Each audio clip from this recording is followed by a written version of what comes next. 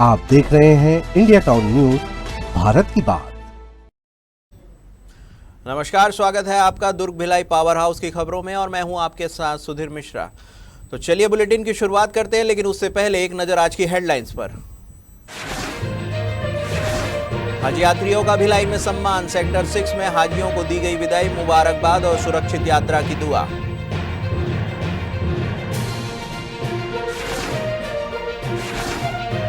भिलाई में आम आदमी पार्टी की तैयारियां तेज, 70 वार्डों में चुनाव लड़ेगी आम आदमी पार्टी। जसप्रीत सिंह का स्वागत समारोह, संगठन मजबूती पर फोकस। अयोध्या के लिए श्रद्धालुओं का जत्था रवाना, महापौर ने दिखाई हरी झंडी, भक्ति और उत्साह का माहौल।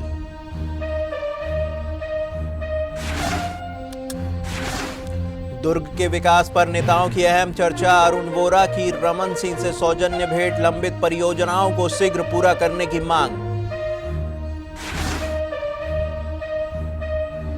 वुमेन फॉर ट्री योजना की समीक्षा बैठक, 12,500 पौधों के संरक्षण पर जोर, भिलाई में पर्यावरण संरक्षण की बड़ी पहल।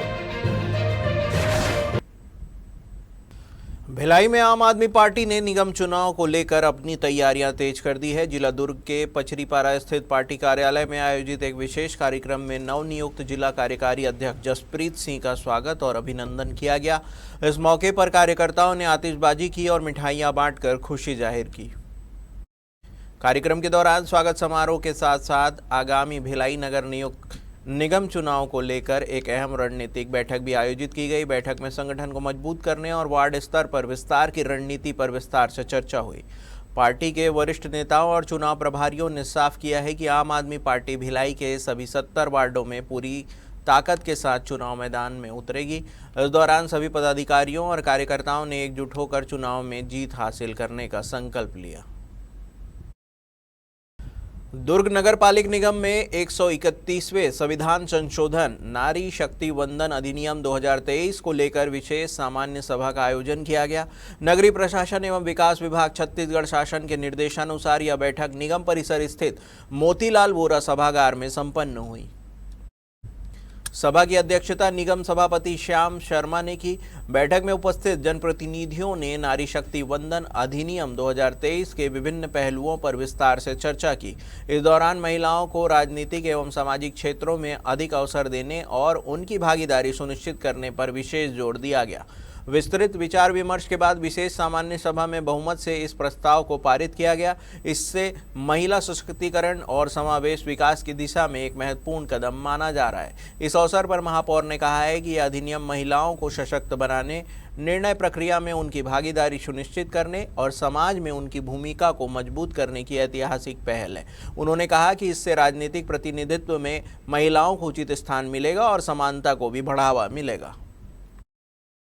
उतई थाना क्षेत्र में निर्माणाधीन मकान से बिल्डिंग मटेरियल चोरी करने के मामले में पुलिस ने बड़ी कार्रवाई करते हुए 2 आरोपियों को गिरफ्तार किया है। आरोपियों के कब्जे से चोरी की गई सामान भी बरामद की गई है। प्रार्थी ने थाना उतई में रिपोर्ट दर्ज कराई थी कि वह उमरपोटी में मकान निर्माण का कार्य करवा रहा था। इसी दौरान अज्ञात चोरों ने निर्माण स्थल से 10 बोरी सीमेंट, 3 बंडल लोहे की रॉड और 1 बोरी केबल वायर चोरी कर ली। मामले में जांच के दौरान पुलिस ने संदिग्ध की तलाश शुरू की। इसी बीच सूचना मिली कि 2 व्यक्ति चोरी का लोहे का सामान बेचने के लिए ग्राहक तलाश रहे थे। पुलिस ने घेराबंदी कर दोनों को पकड़ लिया। पूछताछ में आरोपियों ने अपना नाम ओम प्रकाश तारम और रोहित यादव बताया। दोनों ने अपने एक अन्य साथी के साथ मिलकर चोरी की वारदात को अंजाम देना स्वीकार किया। मामले में पुलिस ने दोनों आरोपियों को गिरफ्तार कर न्यायालय में पेश किया, जहां से उन्हें न्यायिक अभिरक्षा में भेज दिया गया। दुर्ग पुलिस को मिली सूचना के आधार पर छावनी थाना क्षेत्र में अवैध शराब बिक्री के खिलाफ बड़ी कार्रवाई की गई। पावर हाउस भिलाई क्षेत्र के रायपुर रोड स्थित होंडा शोरूम खंडहर के पास एक व्यक्ति द्वारा अवैध रूप से शराब रखकर बिक्री किए जाने की सूचना पर पुलिस ने तत्काल कार्रवाई करते हुए आरोपी को गिरफ्तार कर लिया। सूचना मिलते ही थाना छावनी पुलिस की पेट्रोलिंग टीम मौके पर पहुंची और क्षेत्र में घेराबंदी कर रेड कार्रवाई की गई। मौके से आरोपी एस योगेश को पकड़ा गया। इस दौरान पुलिस ने आरोपी के कब्जे से अवैध शराब और बिक्री की रकम जब्त की है। इसके बाद आरोपी के खिलाफ अपराध दर्ज कर आगे की विवेचना शुरू कर दी गई है। आरोपी को विधिवत गिरफ्तार कर न्यायालय में प्रस्तुत किया गया है। फिलहाल पुलिस मामले की विस्तृत जाँच कर रही है। दुर्ग शहर के बहुआयामी विकास कार्यों को गति देने के उद्देश्य से कांग्रेस के वरिष्ठ नेता एवं पूर्व विधायक अरुण वोरा ने राजधानी रायपुर प्रवास के दौरान विधानसभा अध्यक्ष डॉक्टर रमन सिंह के उनके निवास पर सौजन्य भेंट की। इस दौरान दुर्ग शहर से जुड़े विभिन्न विकास कार्यों, अधोसंरचना परियोजनाओं एवं जनहित के मुद्दों पर विस्तृत चर्चा हुई।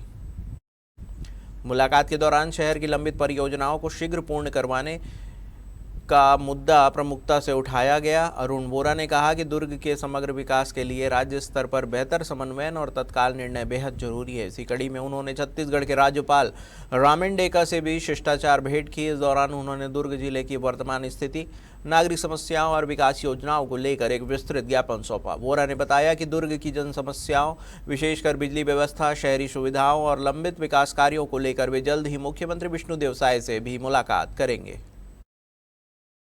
वक्त हो चुका है एक छोटे से ब्रेक का। बने रहिए इंडिया टाउन न्यूज के साथ। कभी कभी चेहरे का छुपा दर्द दुनिया नहीं देख पाती है। दाग, मुहासे, झाइयां सब आपके आत्मविश्वास को कम कर देता है, पर अब नहीं, क्योंकि Rukhsana glow and fair face pack जो दे आपकी स्किन को वो प्यार जो सिर्फ प्रकृति दे सकती है। हर लेयर को साफ करे, हर दाग को करे हल्का और आपकी मुस्कान फिर से लौटाए।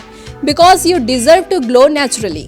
Rukhsana herbal beauty product Amazon, Meesho और फ्लिपकार्ट में भी उपलब्ध। छत्तीसगढ़ शासन की महत्वाकांक्षी रामलला दर्शन योजना के तहत दुर्ग जिले से श्रद्धालुओं का एक बड़ा जत्था अयोध्या धाम के लिए रवाना हुआ। दुर्ग रेलवे स्टेशन से आस्था स्पेशल ट्रेन के माध्यम से नगर निगम क्षेत्र सहित ग्रामीण इलाकों के श्रद्धालुओं को विदा किया गया। इस दौरान स्टेशन परिसर में भक्ति और उत्साह का माहौल देखने को मिला। कार्यक्रम में महापौर अलका बागमार ने श्रद्धालुओं से भरी ट्रेन को हरी झंडी दिखाकर रवाना किया। उन्होंने यात्रियों का पुष्पमाला पहनाकर स्वागत किया और उनकी सुखद एवं सुरक्षित यात्रा की कामना की। इस मौके पर महापौर ने कहा कि यह योजना आम जन को भगवान श्री राम के दर्शन का सुनहरा अवसर प्रदान कर रही है। यात्रा पर जा रहे श्रद्धालुओं ने मुख्यमंत्री विष्णुदेव साय के नेतृत्व में संचालित इस योजना की सराहना करते हुए कहा कि इससे समाज के हर वर्ग को अयोध्या धाम जाकर रामलला के दर्शन करने का लाभ मिल रहा है। भिलाई के सेक्टर 6 में हज यात्रा पर जाने वाले हाजियों के सम्मान में एक कार्यक्रम आयोजित किया गया। इस दौरान मस्जिद इंतजामिया कमेटी द्वारा हाजियों को सम्मानित किया गया। कार्यक्रम में मस्जिद के इमाम ने हज के अरकान और एहराम से जुड़ी अहम जानकारियां भी दी। इस अवसर पर मुस्लिम समाज के पूर्व हाजी, गणमान्य नागरिक, मस्जिद कमेटी के सदस्य और बड़ी संख्या में स्थानीय लोग मौजूद रहे। सभी ने हज यात्रियों को मुबारकबाद देते हुए उनकी सुरक्षित और सफल यात्रा के लिए दुआ की। साथ ही उनसे देश की तरक्की और खुशहाली के लिए दुआ करने की अपील भी की गई। इस दौरान करीब 65 हज यात्रियों का सम्मान किया गया। साथ ही पहले हज यात्रा कर चुके लोगों को भी विशेष रूप से सम्मानित किया गया। कमेटी के पदाधिकारियों ने बताया कि इसके तहत आयोजन समाज में भाईचारा और एकता को मजबूत करते हैं और आगे भी इसे और बेहतर तरीके से आयोजित किया जाएगा। ये अल्हम्दुलिल्लाह मुस्लिम इंतजामिया की बहुत अच्छी पहल है और ये जो हाजी जा रहे हैं ये अपने लिए भी उनके लिए भी फायदेमंद चीज़ है कि उनके लिए दुआ करेंगे उस जगह पे जहाँ पे हर मोमिन जाना चाहता है और उस दुआ का हो सकता है अल्लाह ताला कबूल फरमाए। इंतजामिया के लोग भी वहाँ जाए और हर मोमिन को जाने का मौका मिले और हमारी भी पूरी कोशिश रहेगी कि हाजी के हिसाब से कि हम जा कर के कुल मोमिनों के लिए दुआ करें और देश की तरक्की के लिए दुआ करें, छत्तीसगढ़ की तरक्की के लिए दुआ करें और अपने मोमिनों के लिए चाहें कि एक बार अल्लाह ताला हर मोमिन को उस दर की ज़ियारत करें। खासकर इंतजामिया के लोगों को जाने का जरूर मौका है। अभी हम लोग मुस्लिम इंतजामिया कमेटी की जानिब से तकरीबन लेडीज़ और जेंट्स मिला के 60 से 65 हाजियों का इस्तकबाल किया गया है सेक्टर से जामा मस्जिद के कमेटी हॉल में। ये प्रोग्राम मुस्लिम इंतजामिया कमेटी भिलाई की जानिब से किया गया है और आपके माध्यम से एक अपील करना चाहूँगा कि आने वाले दिनों में इंशाअल्लाह ताला इंतजामिया कमेटी इससे और बेहतर करने के लिए सोची है और प्रोग्राम को और अच्छा से अच्छा करने की कोशिश करेंगे और आने वाले समय में हम लोग आज जो जाएंगे उनकी ट्रेनिंग के लिए भी हम लोग सोच रखे हैं कि उनको ट्रेनिंग दिलाई जाएगी कैसे वहाँ क्या करना है। ये तो सबसे दुनिया में सबसे बड़ी खुशी की बात है मुसलमान के लिए कि वो अपने रब की बारगाह में जा रहा है और वहाँ पर अपना सिजदा रेज़ हो रहा है और साथ ही साथ वो इब्राहिम अलैहिस्सलाम की दुआ को भी पढ़ता है कि मेरे रब मुझको अपना मुस्लिम सर तस्लीम हम करने वाला बना दे और मेरी ज़रूरत से एक ऐसी उम्मत को उठा जो तेरे आगे सर तस्लीम खम करे, और वो ये इंतजार करता है कि हम तमाम लोगों को अपने गोशे नशीबी की जगह को दिखा। ये थॉट है हमारा, ठीक है। इब्राहिम अलैहिस्सलाम का ये कौल था, ये थॉट था हमारा कि हम इतना सब कुछ करने के बाद भी जब हम वहाँ पे जाते हैं तो हम में जो उत्साह आता है वो घमंड नहीं कहलाता, हम अति उत्साहित रहते हैं। केंद्र एवं राज्य शासन की महत्वाकांक्षी योजना वुमेन फॉर ट्री के तहत नगर पालिका निगम भिलाई क्षेत्र के पर्यावरण संरक्षण की दिशा में उल्लेखनीय कार्य किया जा रहा है। इस योजना के अंतर्गत निगम क्षेत्र के विभिन्न स्थानों पर अब तक 12,500 पौधों का रोपण किया गया है। इन पौधे के उचित रखरखाव, सुरक्षा और सतत विकास को सुनिश्चित करने के उद्देश्य से निगम मुख्यालय में एक विशेष समीक्षा बैठक आयोजित की गई। बैठक में अधिकारियों ने योजना की प्रगति की विस्तृत समीक्षा की और आगे की कार्य योजना पर चर्चा की। दरअसल इस योजना का मुख्य उद्देश्य वृक्षारोपण कार्य को महिला स्वयं सहायता समूहों के माध्यम से संचालित करना है, जिससे पर्यावरण संरक्षण के साथ साथ महिलाओं को स्वरोजगार और प्रबंधन के अवसर भी प्राप्त हो सकेंगे। बैठक में यह निर्णय लिया गया कि रोपे गए 12,500 पौधे की 100% उत्तरजीविता सुनिश्चित करने के लिए नियमित रूप से खाद, पानी एवं सुरक्षा घेरे की व्यवस्था को और अधिक मजबूत किया जाएगा। बैठक में निगम के वरिष्ठ अधिकारियों ने कार्य योजना के विभिन्न पहलुओं पर विस्तार से चर्चा की। मुख्य अभियंता ने पौधों की सुरक्षा सुनिश्चित करने के लिए मजबूत मॉनिटरिंग सिस्टम विकसित करने के निर्देश दिए। वहीं अधीक्षक अभियंता वेशराम सिन्हा ने आधारभूत संरक्षण और सिंचाई व्यवस्थाओं को और बेहतर बनाने पर बल दिया।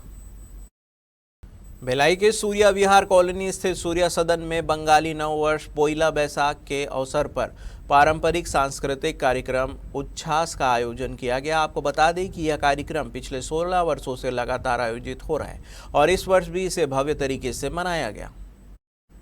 इस कार्यक्रम में कला साहित्य अकादमी छत्तीसगढ़ कवच के अध्यक्ष और वरिष्ठ कलाकार शक्ति चक्रवर्ती मुख्य अतिथि के रूप में शामिल हुए। कार्यक्रम की शुरुआत अंकिता दास के नृत्य से हुई। इसके बाद उच्छ्वास टीम के कलाकारों ने समूह गीत, नृत्य, कविता पाठ और श्रुति नाटक की प्रस्तुति दी। इसके बाद तिहाई डांस अकादमी के द्वारा छोटे बच्चों ने अमृता सान्याल के निर्देशन में आकर्षक नृत्य प्रस्तुत किया, जिसे दर्शकों ने खूब सराहा और तालियों से स्वागत किया। इस पूरे आयोजन को सफल बनाने में उच्छ्वास टीम की अहम भूमिका रही। दरअसल यह सांस्कृतिक कार्यक्रम केवल मनोरंजन तक सीमित नहीं रहा, बल्कि इसने बंगाली समाज की परंपरा, संस्कृति और एकता का संदेश भी दिया। दुर्ग भिलाई पावर हाउस की खबरों में फिलहाल इतना ही। देश प्रदेश की हर बड़ी खबर के लिए देखते रहिए इंडिया टाउन न्यूज, भारत की बात। नमस्कार। आप देख रहे हैं इंडिया टाउन न्यूज, भारत की बात।